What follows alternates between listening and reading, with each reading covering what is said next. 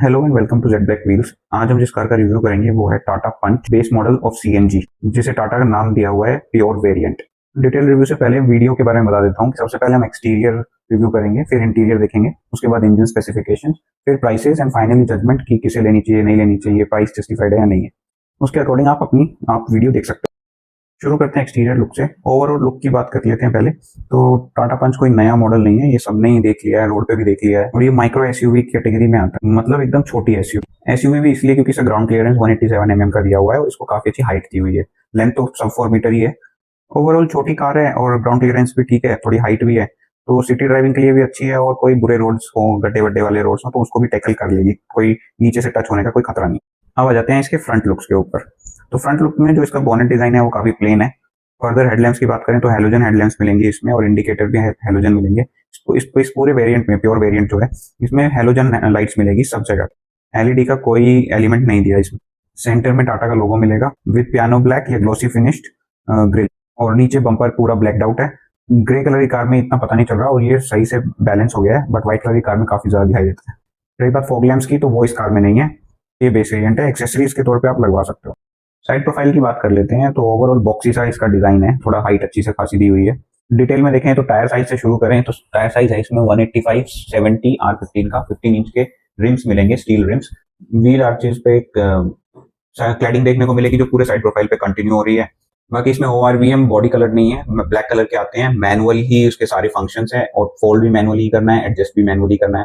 बस उस पर साइड इंडिकेटर का एक फंक्शन मिल जाता है। अदरवाइज एकदम मैनुअल फीचर है इसके ORVM में, कुछ हाथ से ही आपको करना पड़ेगा, बंद भी करो और एडजस्ट भी करो। डोर हैंडल्स भी बॉडी कलर नहीं है, ये भी ब्लैक कलर में आएंगे, और इस पे कोई रिक्वेस्ट सेंसर नहीं है। बेसिकली बहुत बेसिक की मिलेगी।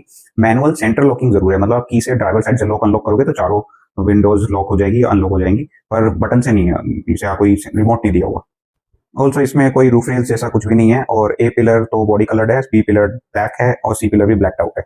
रही बात इसमें ब्रेक्स की, तो फ्रंट में डिस्क ब्रेक मिलेंगे और पीछे ड्रम ब्रेक्स मिलेंगे। ओवरऑल साइड प्रोफाइल कुछ ऐसा है देखने में। इसके रियर प्रोफाइल की बात कर लेते हैं। सबसे ऊपर से स्टार्ट करेंगे तो शार्क फिन एंटीना या कोई एंटीना नहीं दिया है। हाई माउंट स्टॉप लैम्प देखने को मिल जाएगा। विंडशील्ड पे कोई डिफोगर नहीं है, एक प्लेन विंडशील्ड है, कोई वाइपर भी नहीं है, वॉशर भी नहीं है। बेस वेरिएंट में फीचर्स बहुत कम कम ना के बराबर मिलते हैं। सेंटर में टाटा का लोगो है, उसके नीचे ही पंच की बैजिंग है, और ICNG की साइड में बैजिंग है। कोई कैमरा भी इसमें नहीं है। बम्पर के ऊपर जो ब्लैक आउट बम्पर है उसके ऊपर 2 पार्किंग सेंसर्स मिल जाएंगे रिवर्स के, और उसके नीचे ही सबसे नीचे रिवर्स लाइट है। बाकी रिफ्लेक्टर्स मिल जाएंगे। और टेल लाइट्स की बात करें तो हेलोजन में मिलेगी।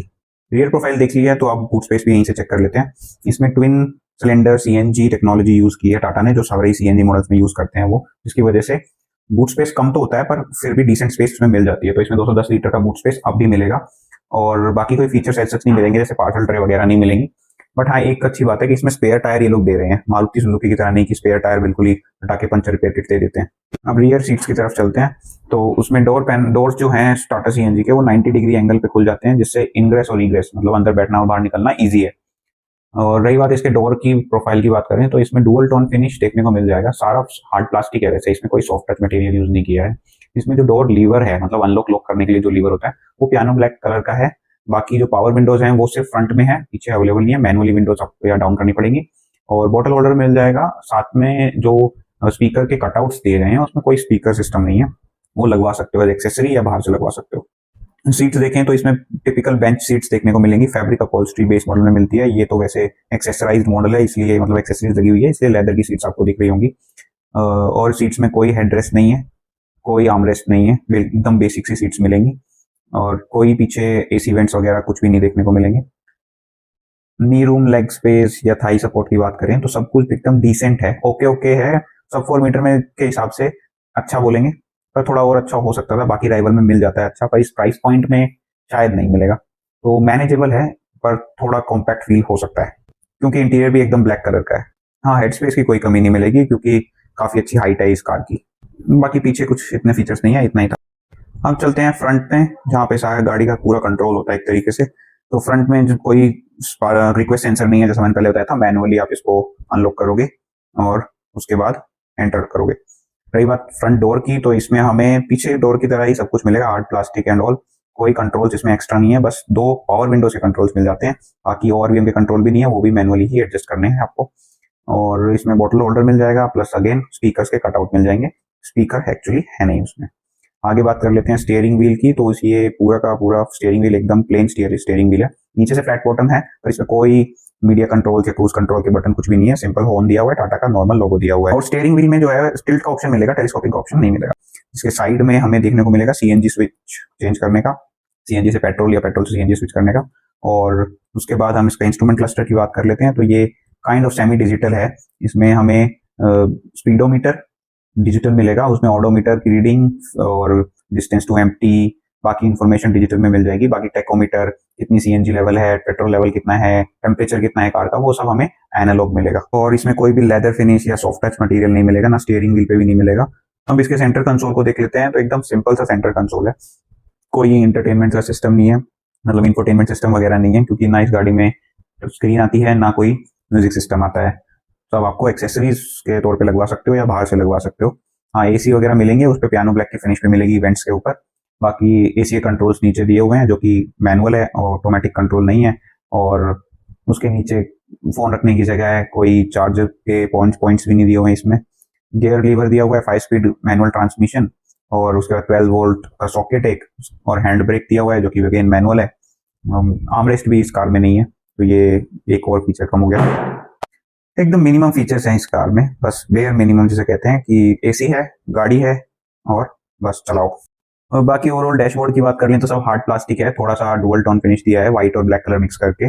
और ग्लव बॉक्स जो है इसका डिसेंट स्पेस है। इसमें स्पेस पूरी कार में स्टोरेज के हिसाब से काफी सही है। ग्लव बॉक्स भी ठीक है, बॉटल होल्डर्स भी ठीक ठाक दिए हुए हैं, एक बोतल तो रख ही सकते हो उनमें। और इस कार में कोई सनरूफ नहीं आता है। जो रूफ पे जितने भी कंट्रोल्स है वो लाइट्स के कंट्रोल है, रीडिंग लैंप्स और सनवाइजर्स भी इस कार में है, पर उसमें कोई वैनिटी मिरर नहीं देखने को मिलेगा। रही बात IRBM की, तो वो भी मैनुअली है, कोई ऑटो डिमिंग नहीं मिलेगा, मैनुअली आप ऑटो उसको एडजस्ट करो। फ्रंट सीट्स की बात कर लेते हैं। तो वो फैब्रिक अपहोल्स्ट्री में मिलता है बेस मॉडल में। इसमें जो लेदर है वो एक्सेसरी का पार्ट है, और इसमें जो कंट्रोल्स होते हैं एडजस्टमेंट के, वो इसमें सिर्फ फॉरवर्ड, बैकवर्ड और रिक्लाइन करने के हैं, कोई हाइट एडजस्टमेंट का कंट्रोल नहीं है। हाँ, सीट्स में हेडरेस्ट दिए गए हैं जो जिसकी हाइट आप एडजस्ट कर सकते हो। बाकी ओवरऑल बैठने के हिसाब से कंफर्टेबल है, लॉन्ग जर्नीज के हिसाब से भी कंफर्टेबल है। थोड़ा और वाइड हो सकती थी, पर ओवरऑल कार की जो विड्थ है उसके हिसाब से इतना ही स्पेस बनता है। एक्सटीरियर देख लिया, इंटीरियर देख लिया, अब बात करते हैं इंजन की। तो टाटा पंच सीएनजी में मिलेगा 1.2 लीटर 3 सिलेंडर इंजन, जो प्रोड्यूस करता है 73 PS या 73 हॉर्स पावर और 103 न्यूटन मीटर का टॉर्क। वहीं इसके पेट्रोल वर्जन में 87 bhp पावर और 115 Nm का टॉर्क देखने को मिलेगा। अभी फ्यूल टैंक कैपेसिटी की भी यहीं पे बात कर लेता हूं। तो 37 लीटर का फ्यूल टैंक कैपेसिटी है पेट्रोल का, और सीएनजी में आप 8 से 10 किलो मान के चलो। रही बात इसकी माइलेज की, जिसके लिए सीएनजी एक्चुअली जाना जाता है, तो ये क्लेम कर रहे हैं, टाटा क्लेम कर रही है बेसिकली 27 किलोमीटर 1 किलोग्राम सीएनजी में। बाकी लोगों ने 30 भी निकाली है और 27 से कम भी निकाली है, based on their driving style. अब बात करते हैं कि इस कार के प्रोज और कॉन्स की, जिससे पता चलेगा कि ये जस्टिफाई है भी नहीं कि नहीं अपने प्राइस पॉइंट के हिसाब से। तो 7.5 लाख में सबसे पहले प्रोज देख लेते हैं। सबसे पहले इसमें मिलेगा सेफ्टी 5 स्टार रेटिंग, जो इस प्राइस पॉइंट पे किसी और कार में नहीं देखने को मिलेगा। सेकंड, हाइट और साइज दोनों की बात करें तो इस कार की छोटा साइज और काफी अच्छा ग्राउंड क्लियरेंस। इस कार को सिटी में ड्राइव कर लो, छोटी गलियों में या ट्रैफिक सिचुएशन में बहुत इजीली ड्राइव हो जाएगी, और गड्ढों वाली जगह पे चले जाओ, वहां पे भी इजीली मैनेज हो जाएगा, कहीं पे भी नीचे से टच होने का टेंशन नहीं रहेगा। तो उस मामले में ये कार काफी सही है। और थर्ड नंबर पे इसकी कंफर्ट और राइड क्वालिटी की बात करें तो वो भी डिसेंट है। अगेन 7.5 लाख रुपए में काफी अच्छी परफॉर्मेंस भी दे रहा है ये। सीएनजी मॉडल से आप काफी ज्यादा पावर एक्सपेक्ट नहीं कर सकते हो, तो हाँ, उस मामले में थोड़ा पीछे रह सकता है ये। 73 PS और 103 Nm कोई ज्यादा नहीं है, पर फिर भी बाकी से कंपैरिजन करोगे आप फ्रॉन्क्स वगैरह से, तो ये कंपटीशन तो देता है। तो उस मामले में प्राइस पॉइंट जस्टिफाई हो जाता है। कमियां कहां पे रह जाती है या कॉन्स की बात करें तो मेजरली प्रॉब्लम जो टाटा पंच की है वो टाटा एज ए कंपनी से है। उसका आफ्टर सेल्स का एक्सपीरियंस जो है सर्विस का, वो रिलायबिलिटी के इश्यूज, इन सब मामलों में थोड़ी टेंशन और फिक्र हो जाती है, जो जैसे मारुति सुजुकी में नहीं मिलेगा।